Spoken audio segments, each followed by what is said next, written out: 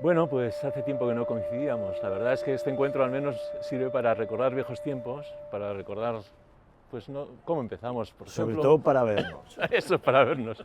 Fantástico. No, quería preguntarte, yo recibí una llamada tuya En hace el 79. en el 79. Yo estaba en Madrid, estaba con los Icuscas, estaba empezando realmente a hacer una carrera profesional en el cine, siempre había sido mi obsesión.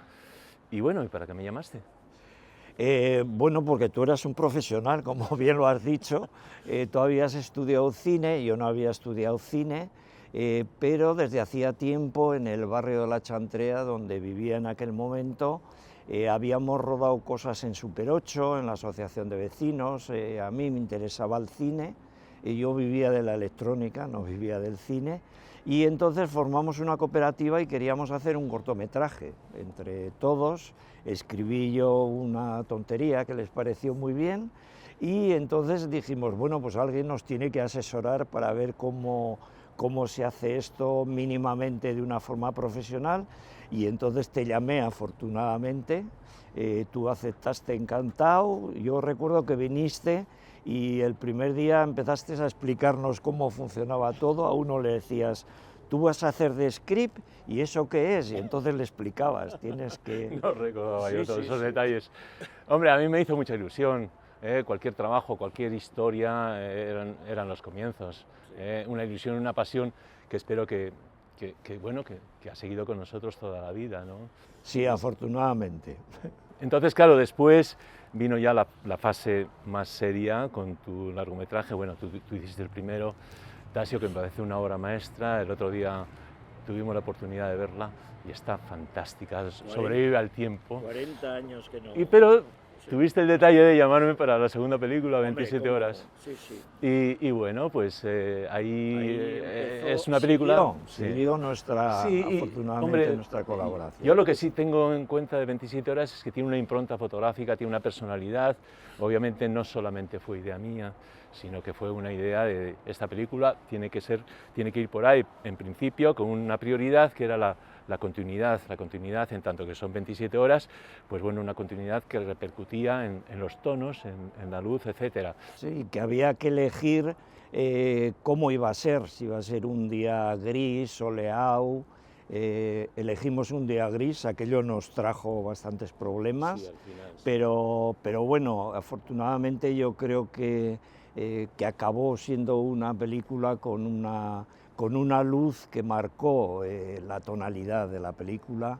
Ese mundo oscuro, gris, personal de los personajes, porque yo creo que siempre en eso nos hemos entendido los dos, No, el cómo la fotografía realmente es una parte esencial de la película. Hay muchas cosas, pero es una parte esencial que de alguna forma marca el tono, el clima. Eso quería preguntarte. Tú como realizador, ¿qué pides al director de fotografía? ¿Cuáles son tus posibles instrucciones o cuál es en la medida esa aportación del director de fotografía para que se cuente una historia que es la que tú propones como realizador? Claro, yo creo que la película es un todo, ¿no? Pero sí que hay departamentos muy importantes, entre ellos está el de fotografía, y entonces yo me lo planteo de que la fotografía, como todo lo demás, tiene que estar un poco en función y al servicio de la historia, y la historia al servicio también un poco de todo aquello que se quiere contar. En ese sentido, recuerdo una anécdota que me parece muy elocuente y muy clarificadora de esto, y es que cuando íbamos a empezar a rodar Secretos del Corazón, estábamos 2 o 3 días antes de empezar el rodaje en Isaba, y teníamos la obsesión de cómo íbamos a rodar la famosa araña y todos los planos de la araña. Y viniste un día y me dijiste, me han avisado que hay una tela de araña en un lugar con una araña y me voy a rodarla.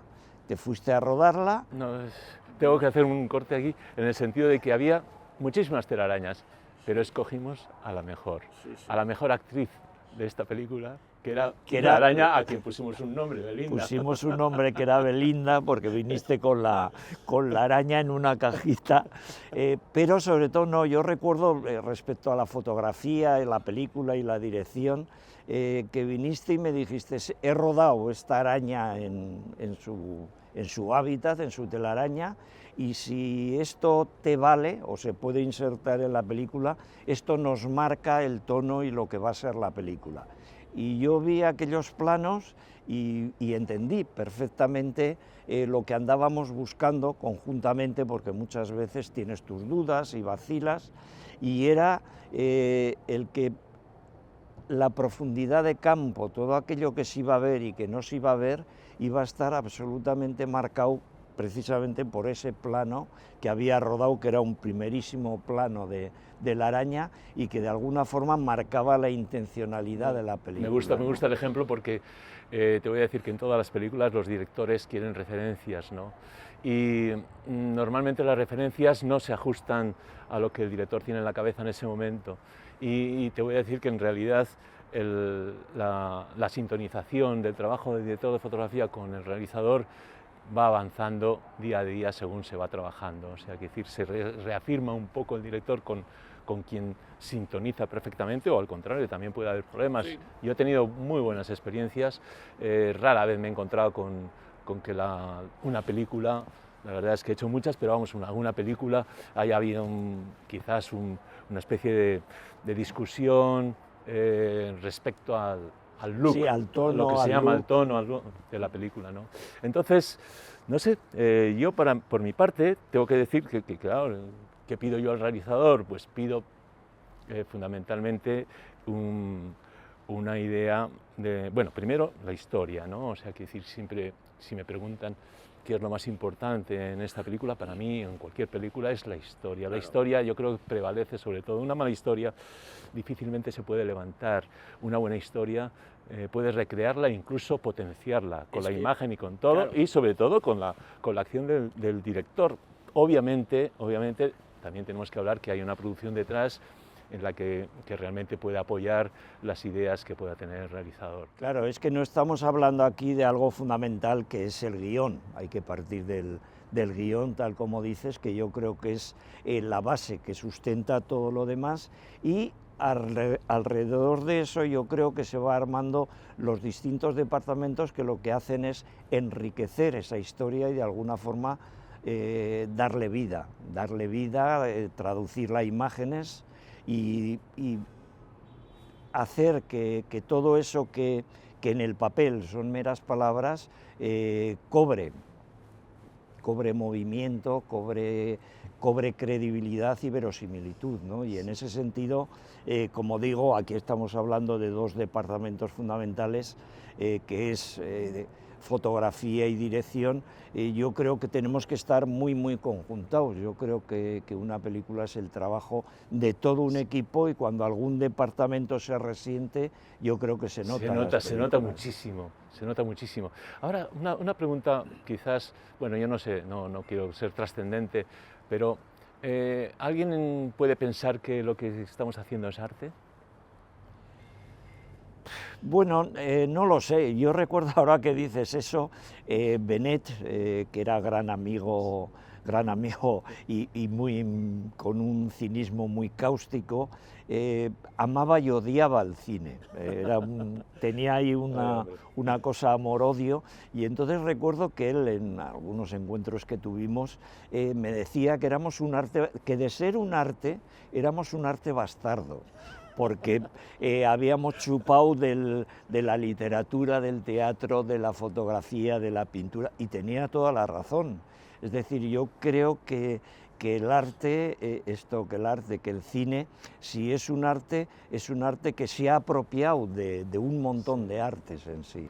No, eso estoy de acuerdo. Además, hombre, también puedo decir que hay ciertas películas que sí se pueden considerar artísticas, pero vamos, es como el cine es la base del cine, sobre todo en los momentos actuales, ¿no? Es el entretenimiento, pues yo no sé hasta qué punto la medida del arte tiene ahí un sentido y tal, aparte que no sé, me parece demasiado enaltecer el trabajo nuestro como arte, cuando yo muchas veces pienso, hombre, estoy haciendo un trabajo pues quizás artesanal, pero hay películas que te inspiran más, hay películas en las que eres más creativo, en las que eres más personal trabajando en la imagen, en la que sí superas la barrera del mero trabajar por el trabajar, sino hacer algo más, ¿no? Porque sientes la historia fantásticamente en tu cabeza, ¿no? Ahora, por ejemplo, voy a empezar a rodar una película y ya tengo que estar pensando en el carácter de la imagen, de la visualidad, de los tonos, del contraste, de todo. Claro. O sea que sí, ya estoy dándole vueltas a todo esto para buscar el mejor sistema, ¿no? Claro, yo, en ese sentido que estás hablando, más que cuando te planteas una película desde el punto de vista de director, que tú has contado lo que haces un poco desde el punto de vista de fotografía, no me planteo si voy a hacer una obra de arte o no. Yo siempre digo que si yo hago películas es porque me interesa contar historias y hacer partícipes al resto de la gente de esas historias que a mí me han emocionado y me han seducido. Y entonces de alguna forma quieres compartir y quieres aportar que esa historia de la misma forma que tú has aprendido de ella, otra gente aprenda, ¿no? Porque para mí el cine, más allá de director, como espectador, desde pequeño fue una ventana abierta al mundo, ¿no? Yo recuerdo que en la época franquista, el cine para mí y para muchos de mi generación fue una educación sentimental y política, era donde podíamos ver y aprender un montón de cosas, ¿no? Y en esa medida yo creo que siempre el cine me ha interesado por eso, ¿no? Ya. Yo como niño, ya que te remites un poco a nuestra adolescencia, claro, tenía una fascinación como la que tiene todo el mundo. Lo que pasa es que por lo que sea, tuve conexión con la fotografía y ya desde crío pues hacía fotografías y entonces dije, bueno, pues voy a meterme detrás de la pantalla a ver en qué consiste esto, ¿no? En fin, oye, una pregunta que se está comentando muchísimo ahora, hasta qué punto la inteligencia artificial se va a introducir en lo que puede ser en nuestro trabajo. En fin, yo creo que se ha introducido ya en nuestro trabajo y en la vida cotidiana, ¿no? Yo creo que es muy difícil saber hasta dónde va a llegar la inteligencia artificial, hasta dónde le vamos a dejar que de alguna forma nos condicione nuestra propia vida y la propia realidad que estamos viviendo, ¿no? A mí me resulta complicado aventurar si la inteligencia artificial realmente va a controlar todo nuestro trabajo y no va a ser lo que para mí sería lo más positivo, una ayuda técnica y tecnológica para poder crear y para poder hacer cosas mucho más fácil y mejor y más al alcance de todo el mundo, ¿no? Lo que pasa es que ya sabemos que lo que prima es el dinero, lo que prima es la rentabilidad. Yo creo que, no sé, yo pienso que la inteligencia artificial no va a perturbar un poco la creatividad de la gente que realmente conoce el idioma visual y lo quiere potenciar de una forma muy personal. Y yo creo que la inteligencia artificial ahí no entra. Lo que sí, efectivamente, entrará en determinados departamentos, claro, ¿no? En efectos visuales, obviamente, facilita muchísimo el trabajo y yo creo que, vamos a decir, en las películas importantes se va a quedar en eso.